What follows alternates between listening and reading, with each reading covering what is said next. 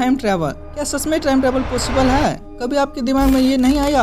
अगर time travel सच में possible है तो फिर स्टीफन हॉकिंग के उस पार्टी में कोई क्यों नहीं आया था? और आखिर क्यों सारी टाइम ट्रैवल थ्योरीज एक ही डेस्टिनेशन पर आकर रुकती है? तो सच क्या है?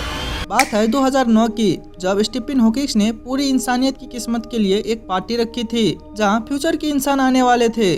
जून 28 को उन्होंने अपने कमरे में शैंपेन, बैलून्स और खाना सजाया। जब पार्टी खत्म हो गई तब उन्होंने इनविटेशन भेजा। इनविटेशन पर लिखा था, welcome to the time travellers of the future. उनका मानना था कि अगर फ्यूचर में टाइम मशीन इन्वेंट हो गई होगी तो कोई न कोई जरूर उसके पार्टी का दरवाजा नॉक करेगा। वो पूरी रात वेट करता रहा। शैंपेन के बबल एक एक करके खत्म हो गए। रूम धीरे धीरे बिल्कुल खामोश हो गया। कोई नहीं आया। स्टीफन हॉकिंग ने हंसकर बोला, लगता है टाइम मशीन एग्जिस्ट ही नहीं करती।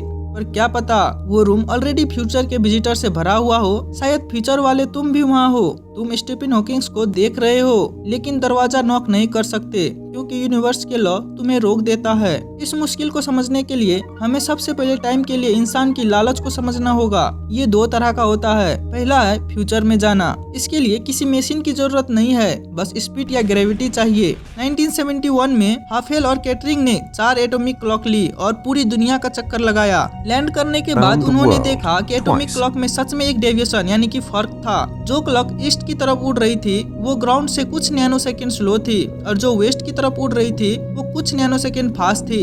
इसने रिलेटिविटी को वेरीफाई किया। स्पीड और ग्रेविटी सच में टाइम के फ्लो को बदल सकता है। अब कुछ के दिमाग में आया होगा, तो क्या हम फ्लाइट में ट्रेवल करते हैं तो हम टाइम ट्रेवल कर रहे होते हैं? हाँ, ऑफ कोर्स। जब तुम प्लेन में होते हो तुम एक्चुअली एक छोटे से टाइम ट्रेवलर होते हो। इसका एक एक्सट्रीम वर्जन तुमने इंटरस्टेलर में देखा होगा। कॉपर ब्लैक होल के एडिज पर सिर्फ कुछ घंटे रुका और अर्थ पर दशकों बीत गए। जब वो वापस आया तो उसकी बेटी का बाल सफेद हो चुका था। वो बेड पर थी और अपनी आखिरी सांसें गिनते हुए उसके वेट कर रही थी। वो फ्यूचर में तो गया पर वो एक ऐसा फ्यूचर था जहाँ से वो कभी वापस नहीं लौट सकता था। इसलिए इंसान जिस चीज के लिए सच में लालची है वो फ्यूचर में जाकर इंट देखना तो नहीं है बल्कि पास्ट में जाकर स्क्रिप्ट बदलना है। इंसान डिसास्टर रोकना चाहता है। इंसान अपने रिग्रेट्स मिटाना चाहता है और यूनिवर्स की असली मुसीबत भी यहीं से शुरू होता है। 1949 आइंस्टाइन को एक ऐसा बर्थडे प्रेजेंट मिला जिसने उसे अंदर से हिला दिया। गिफ्ट देने वाले थे उसका दोस्त गोल्डेल। उस दिन गोल्डेल ने आइंस्टाइन की रिलेटिविटी इक्वेशन को नई तरीके से सॉल्व किया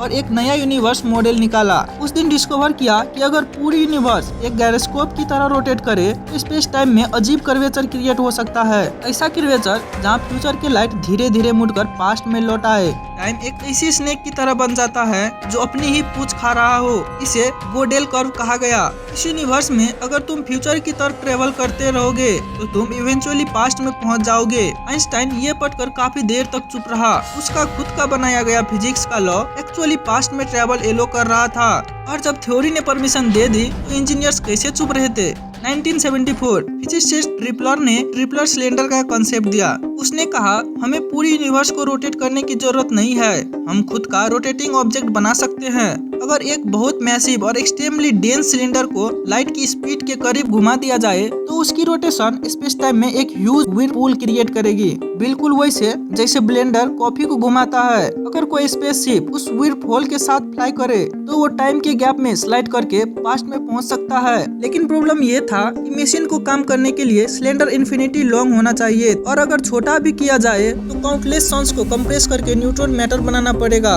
ये ऑलमोस्ट इम्पॉसिबल था। लेकिन फिजिसिस्ट का असली डर मशीन बनाना नहीं था बल्कि उसके बाद होने वाले पैराडॉक्स थे। मान लो तुम ए आर रहमान के बहुत बड़े फैन हो। तुम उसके सारे लेजेंडरी सॉन्ग और ओरिजिनल कंपोजिशन का कलेक्शन लेकर टाइम मशीन से 1980 के चेन्नई पहुंच जाते हो। वहां जाकर तुम डिस्कवर करते हो कि योंग ए आर रहमान तो कुछ कंपोज ही नहीं कर पा रहा। स्टोरी चेंज ना हो इसलिए तुम उसे फ्यूचर से लाए हुए म्यूजिक शीट्स दे देते हो और कहते हो बस कॉपी करो और पब्लिश कर दो। स्टोरी एग्जैक्टली वैसे ही चलती रहती है जैसे हम जानते हैं। लेकिन सवाल ये है, उन लेजेंडरी कंपोजिशन को एक्चुअली किसने क्रिएट किया? तुमने नहीं, तुमने तो ए आर रहमान से कॉपी किया था।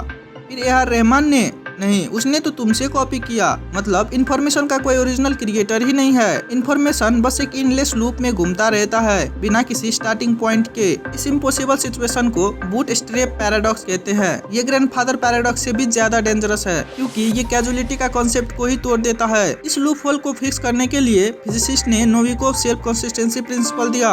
इसके अकॉर्डिंग तुम पास्ट में जा सकते हो लेकिन पास्ट को बदल नहीं सकते। आसान शब्दों में कहूँ तो जो कुछ तुम पास्ट में चेंज करोगे वो ऑलरेडी हिस्टोरी का पार्ट होगा। साइंटिस्ट ने इसको समझने के लिए एक टेबल टेनिस एक्सपेरिमेंट इमेजिन किया।